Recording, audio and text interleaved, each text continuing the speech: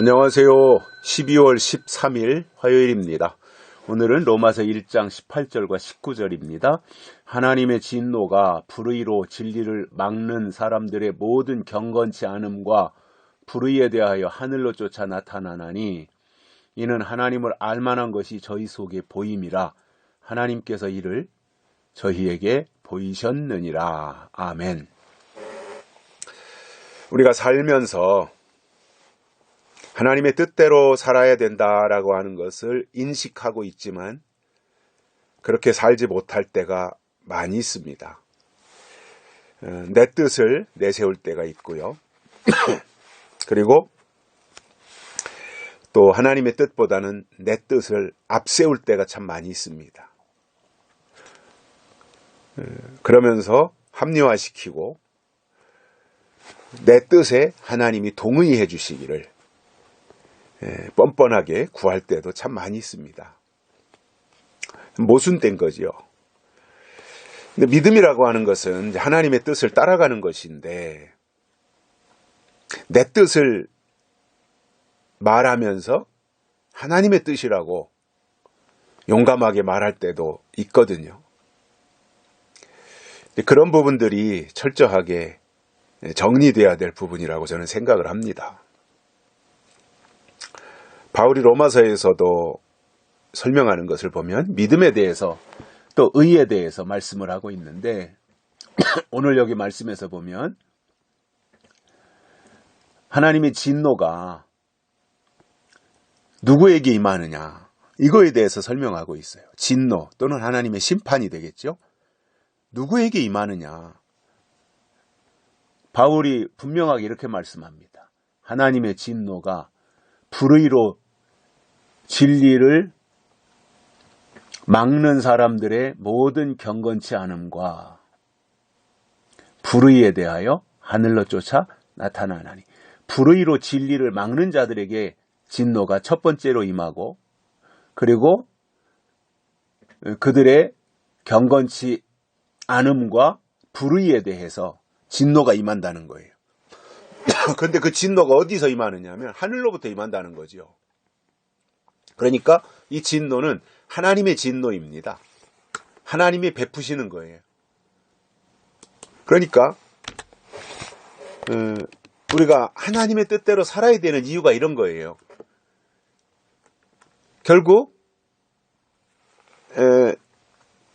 칭찬 끝에 가서 우리의 믿음을 저울에 달아보고 칭찬하시는 분도 하나님이시고 그것을 심판하시는 분도 하나님이시기 때문에 우리가 하나님의 뜻을 아는 것이 어떠한 것보다도 더 우선이고 중요하다는 말입니다. 그런데 그 하나님의 뜻을 알기가 쉽지 않은 게 왜 그러냐면 욕심 때문에 그렇습니다. 사람 마음속에 있는 욕심. 사실상 그 욕심을 내려놓고 마음을 비우고 성경을 보면 하나님의 뜻이 그대로 우리 가슴에 와 닿는데 욕심을 가지고 성경을 보면 그것이 자기 뜻으로 이해된다는 거지요.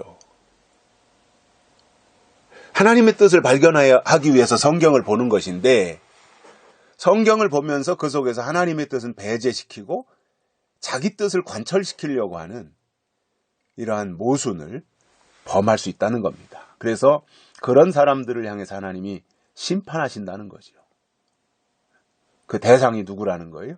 불의로 진리를 막는 사람들의 모든 경건치 않음과 불의에 대해서 하늘로 쫓아 심판이 진노가 나타난다는 것입니다. 하나님이 위로부터 심판하신다는 거예요. 그래서 심판하시는 하나님 이걸 알아야 돼요. 상 주시는 하나님, 복 주시는 하나님 이 하나님만 알면 부족한 겁니다.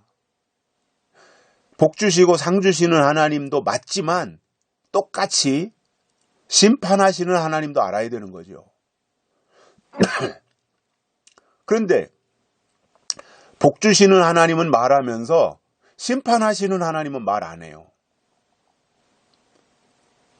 그러니까 어린아이 신앙이죠. 어린아이는 부모하면 사랑만 생각해요. 사랑. 어린아이는 무조건적인 사랑만 생각하는 거예요. 그러나 좀 크면 어떻게 생각이 돼요? 하나님은 사랑이시지만 또 그분은 심판하시는 분이시다. 그래서 사랑하시지만 사랑하실 뿐만 아니라 또 심판하시는 하나님이다라고 하는 이것이 공의의 하나님이라는 거잖아요. 공의. 그래서 심판을 하나님이 어떻게 하시는지, 누구를 심판하신다는 말인지, 어떻게 심판하신다는 것인지, 왜 심판하신다는 것인지, 이러한 것들에 대해서 알고 믿는 게 중요하지 않겠습니까? 왜냐하면 의로워지려고 우리가 하나님을 믿는데 자칫 잘못하면 불의로 진리를 막는 자들의 대열에 섞일 수도 있다는 거지요. 그러면 얼마나 어처구니 없는 일이 되겠어요. 그래서 우리는 하나님의 뜻이 우선이 돼야 됩니다. 하나님의 뜻을 우리의 마음에 담고 가야 됩니다. 그것이 하나님의 사람인 겁니다. 어떤 경우도 우리가 육신을 가지고 있기 때문에 세상에서 살 수밖에 없지만, 그러나 우리가 이 세상에서 사는 것은 이 세상에 젖어서 이 세상 것을 위해서 무분별하게 살라는 의미가 아니지 않습니까? 마치 바다 위에 배가 떠 있지만, 바다는 물이 얼마나 많은 곳이에요? 무궁무진하게 물이 많은 곳이잖아요. 그 바다 위에 쬐깐한 배 한 척이 떠 있지만 그 배가 바닷물 위에 떠 있을 때는 그 배는 침몰하지 않습니다. 그런데 그 배에 빵꾸가 나서 바닷물이 배 안으로 들어오기 시작하면 얼마 지나지 않아서 배는 바닷속으로 침몰하고 맙니다. 똑같은 원리로 우리가 이 세상에서 살고 있는데, 바다 위에 떠 있는 배처럼 이 세상에서 살지만 이 세상에 섞이지 아니하고 살아가면 그것은 의미 있는 일이 되지만, 이런저런 이유로 세상과 타협하고 세상과 손잡고, 그리고 세상이 이런저런 것들이 내 안으로 침투해 들어오면 나는 바닷물 속으로, 세상 속으로 침몰하는 것입니다. 그래서 우리가 하나님 중심으로 살아야 되고, 또 하나님이 우리에게 주신 말씀 또는 하나님의 뜻, 이러한 것을 위해서 우리가 살아가야 되는 것이 맞는 거예요. 그래야 하나님의 진노를 피할 수 있어요.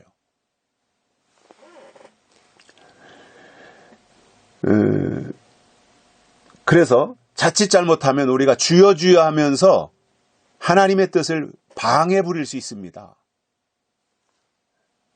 여기서도 바울은 불의로 진리를 막는 사람들의 모든 경건치 않은 일을 책망하고 있는 것입니다. 불의로 진리를 막고 있다라는 거예요. 진리는 확장돼야 되고, 많은 사람들에게 진리는 퍼져나가야 되고, 진리는 많은 사람들을 살리는 역할을 해야 되는 것인데, 불의가 그 진리를 가로막는다는 겁니다. 우리가 자칫 잘못하면 이렇게 될 수 있습니다. 교회들이 자칫 잘못하면 이렇게 됩니다. 진리를 가로막아요. 자기 명분 때문에, 자기들이 가지고 있는 교리 때문에 진리를 가로막아요. 교리고 명분이고 다 내려놓고 진리가 우선이고 진리가 옳은 것이고 그것이 진리라면 승복해야 되는 것이 맞지 않습니까? 과거의 중세 때 칼빈이나 쯔잉글이나 이런 종교 개혁자들이 있지 않습니까? 또 그 당시에 이제 종교개혁이 일어나고 하다 보니까 성경을 가지고 토론하는 일들도 이제 많이 있었는데, 그러다 보면 뭐 이게 옳고 저게 옳고, 또 난해한 성경 구절 같은 데 가서는 그것 가지고 막 따지고 논쟁하고 하다가 누군가가 칼빈 선생께서는 이렇게 말했다 그러면 더 이상 함구하고 말을 안 했다는 겁니다. 아, 칼빈이 그렇게 말했다면 그게 옳은 거지, 이렇게 했다는 거죠. 우리가 하나님을 앙망하면서 하나님의 뜻대로 살겠다고 하는데 내 주장을 내세우고 내 주장을 관철시키려고 하다 보면 진리가 회방을 받는 거예요. 모든 것보다도 우선이 돼야 되는 것이 진리거든요. 그 방향으로 나가야 된다는 거죠. 그래서 바울이 지금 그것을 책망하고 있고요. 그래서 다행스러운 것은 그들 속에 하나님을 알만한 것이 있었다는 거예요. 그들 안에. 그래서 하나님께서 이제 그러한 것들을 저희에게 보여주시고 또 하나님께로 이렇게 진행해 나갈 수 있도록 하시는 그 역할을 이제 바울을 통해서 하게 되는 것을 보면서 우리의 삶이 하나님의 진리를 가로막는 것이 아니라 하나님의 진리가 더 많은 사람들에게 퍼져나가고 더 많은 사람들을 살리는 역할을 하도록 우리가 그 일에 쓰임받는 그러한 일꾼들이 되었으면 좋겠습니다. 여기까지 하겠습니다. 고맙습니다.